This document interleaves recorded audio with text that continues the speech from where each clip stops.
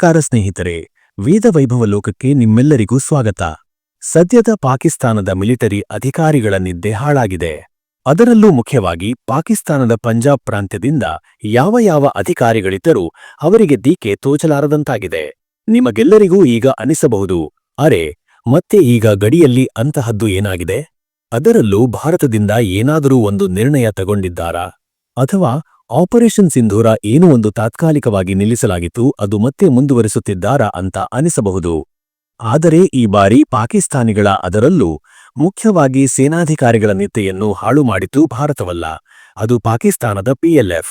ಹೌದು ಸ್ನೇಹಿತರೆ, ನೀವು ಕೆಲವೊಂದು ಸಾರಿ BLA ಇದರ ಬಗ್ಗೆ ಕೇಳಿರಬಹುದು, ಆದರೆ BLF ಇದರ ಬಗ್ಗೆ ಹೆಚ್ಚಾಗಿ ಕೇಳಿರುವುದಿಲ್ಲ. ಅಂದರೆ ಬಲೂಚಿಸ್ತಾನ್ ಲಿಬರೇಷನ್ ಫ್ರಂಟ್. ಈ ಒಂದು ಸಂಘಟನೆ ಪಾಕಿಸ್ತಾನದಿಂದ ಬಲೂಚಿಸ್ತಾನವನ್ನು ಸ್ವತಂತ್ರಗೊಳಿಸಲು ಹಲವಾರು ವರ್ಷಗಳಿಂದ ಪಾಕಿಸ್ತಾನದಲ್ಲಿ ಪ್ರತಿಭಟನೆಗಳು ಹಾಗೂ ಅಲ್ಲಿಯ ಬಲೂಚಿಸ್ತಾನಿಗಳ ವಿರೋಧಿ ಮನೋಭಾವದ ಸೇನಾಧಿಕಾರಿಗಳನ್ನು, ಮುಖ್ಯವಾಗಿ ಪಂಜಾಬ ಪ್ರಾಂತ್ಯದಿಂದ ಬಲೂಚಿಸ್ತಾನದಲ್ಲಿ ಬಂದು ಅಧಿಕಾರ ವಹಿಸಿಕೊಂಡಿರುವ ಸೇನೆಯ ಹಿರಿಯ ಮುಖಂಡರನ್ನು ಹೊಡೆದು ಹಾಕುತ್ತದೆ. ಆದರೆ ಇಲ್ಲಿ ಗಮನಿಸಬಹುದಾದ ವಿಷಯ ಏನೆಂದರೆ, ಬಲೂಚಿಸ್ತಾನ್ ಲಿಬರೇಷನ್ ಆರ್ಮಿ, ಈ ಸಂಘಟನೆ ಕೂಡ ಬಲೂಚಿಸ್ತಾನವನ್ನು ಪಾಕಿಸ್ತಾನದಿಂದ ಸ್ವತಂತ್ರಗೊಳಿಸಲು ಹೋರಾಡುತ್ತಿದೆ. ಆದರೆ ಈ ಎರಡು ಸಂಘಟನೆಗಳ ವ್ಯತ್ಯಾಸವೇನೆಂದರೆ, BLA ಸಂಘಟನೆಯು ಸೇನೆಯ ವಾಹನಗಳ ಮೇಲೆ ಅಥವಾ ಸೇನೆಯ ಬಂಕರ್ಗಳ ಮೇಲೆ ದಾಳಿ ಮಾಡಿ ಅಲ್ಲಿರುವಂಥ ಪಾಕಿಸ್ತಾನಿ ಸೈನಿಕರನ್ನು ಹೊಡೆದು ಹಾಕುತ್ತಾರೆ. ಇದರ ಜೊತೆ ಬಲೂಚಿಸ್ತಾನದಲ್ಲಿ ಚೀನಾ ದೇಶದವರು ನಡೆಸುತ್ತಿರುವ ಚೀನಾ ಪ್ರಾಜೆಕ್ಟ್ಗಳ ಮೇಲೆ ದಾಳಿ ಮಾಡುವುದು, ಅಲ್ಲಿಯ ಚೀನಿ ಇಂಜಿನಿಯರ್ಗಳ ಹತ್ಯೆ ಮಾಡುವುದು, ಹಾಗೂ ಇವರು ಯಾವಾಗ ಬೇಕಾದರೂ ಯಾವುದೇ ಸಮಯದಲ್ಲಿ ಬೇಕಾದರೂ ಪಾಕ್ ಸೇನೆಯನ್ನು ನೇರವಾಗಿ ಗುರಿಯಾಗಿಸಿಕೊಂಡು ದಾಳಿ ಮಾಡುತ್ತಾರೆ. ಕೆಲವೊಂದು ಸಾರಿ ಬಲೂಚಿಸ್ತಾನದಲ್ಲಿ ಹಾದು ಹೋಗುತ್ತಿರುವಂತಹ ವಾಹನಗಳಲ್ಲಿನ ಅಥವಾ ಬಸ್ಗಳಲ್ಲಿನ ಜನರನ್ನು ತಡೆದು ಅವರನ್ನು ಪರಿಶೀಲಿಸಿ ಯಾವ ಸ್ಥಳದಿಂದ ಬಂದವರು ಅಂತ ನೋಡಿ ಕಂಡುಹಿಡಿದು, ಒಂದು ವೇಳೆ ಪಂಜಾಬ್ ಪ್ರಾಂತ್ಯದಿಂದ ಬಂದವರಾಗಿದ್ದರೆ ಅವರನ್ನು ಸ್ಥಳದಲ್ಲಿ ಹತ್ಯೆ ಮಾಡುತ್ತಾರೆ. ಆದರೆ BLF ಆಗಲ್ಲ. ಈ ಸಂಘಟನೆಯು ಒಂದು ಪ್ರಾಪರ್ ಪ್ಲಾನ್ ಮಾಡಿ, ಒಂದು ಗುರಿ ಇಟ್ಟುಕೊಂಡು ಈ ಸಮಯದಲ್ಲಿ, ಈ ವೇಳೆಯಲ್ಲಿ ಇಷ್ಟೇ ಪ್ರಮಾಣದಲ್ಲಿ ದಾಳಿ ಮಾಡಿ, ದಾಳಿಯನ್ನು ನಂತರ ಕೆಲವು ಸಮಯಗಳ ತನಕ ನಿಲ್ಲಿಸಿ ಮತ್ತೆ ತಮ್ಮ ಏನು ಒಂದು ಯೋಜನೆಯನ್ನು ಹಾಕಿಕೊಂಡಿರುತ್ತಾರೋ ಅದೇ ರೀತಿಯಲ್ಲಿ ದಾಳಿಯನ್ನು ಪುನರ್ ಯೋಜನೆಯನ್ನು ಶುರು ಮಾಡಿಕೊಳ್ಳುತ್ತಾರೆ.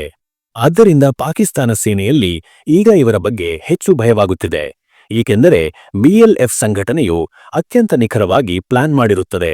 ಈಗ ಇದೇ BLF ಆಪರೇಷನ್ ಬಾಂಬ್ ಹೆಸರಿನಲ್ಲಿ ಒಂದು ಬಲೂಚಿಸ್ತಾನ ಸ್ವತಂತ್ರಗೊಳಿಸುತ್ತೇವೆ ಅಂತ ಘೋಷಣೆ ವಾಕ್ಯದೊಂದಿಗೆ ಪಾಕಿಸ್ತಾನದಲ್ಲಿ ದಾಳಿಗಳನ್ನು ಮಾಡಲು ಪ್ರಾರಂಭಿಸಿದೆ. ಆಪರೇಷನ್ ಬಾಂಬ್ ಈ ಹೆಸರಿನ ದಾಳಿ ಈಗಾಗಲೇ ಪ್ರಾರಂಭಗೊಂಡಿತು.